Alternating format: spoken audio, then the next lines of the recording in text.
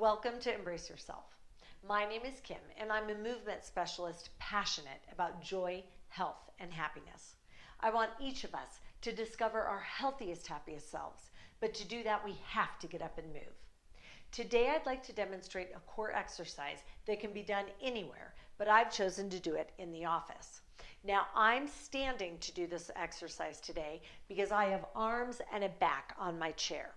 If you can't stand to do the exercise or you prefer not to, try to find a stool or a bench that you can sit on.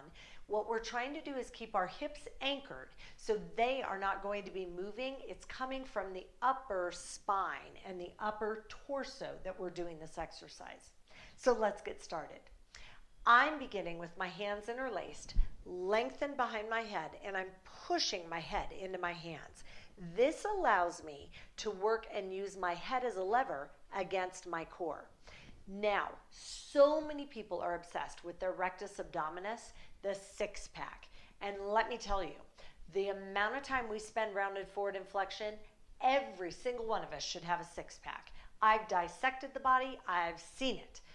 But we're also not moving as much, and we may have a layer of adipose tissue that's surrounding the area that we're trying to showcase. It is not about the crunch anymore. We're doing enough flexion. We need to work into rotation, we need to work into extension, we need to work into elongation of the body in order to have our strongest core.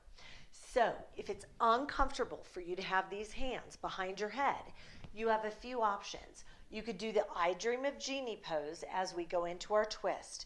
You could take your hands and cross them over your shoulders and do the same exercise. You could even choose to put your hands on your hips. And this may be a great place for my beginners because as I spiral and twist, I can make sure that I'm not spiraling from my lower body. I can really focus on getting the movement coming from my upper torso.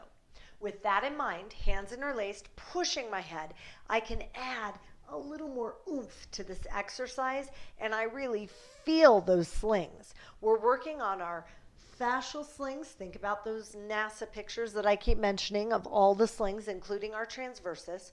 But we're also working today our internal and external obliques, as well as the QL, known as the quadratus laborum.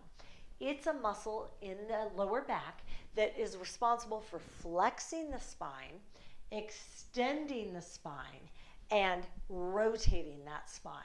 So these muscles are crucial. A lot of people complain of low back pain, and it can be the QL that's overactive. But a lot of times too, it could be because our psoas, that hip flexor muscle, is so tight from sitting all day that it's difficult for us to stand erect without causing pain into our back. So this is a great way to start training some of the other muscles in our core by just doing a simple spiral.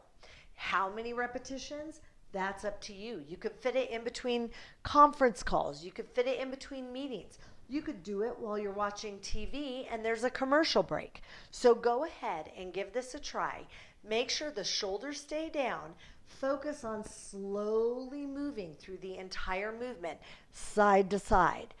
I know that it's difficult to imagine doing a core exercise that doesn't involve a crunch, but I promise you, the more we can start to move into other planes of motion, the better we are going to move in general. Thanks so much for joining. If you enjoyed this, please be sure to click on subscribe to the YouTube channel, and you can even click that little bell so that you get the daily notifications of my videos. In addition, a like, a comment, anything would be so greatly appreciated. I'm super excited for you to enjoy your home fun today, and I'll see you tomorrow.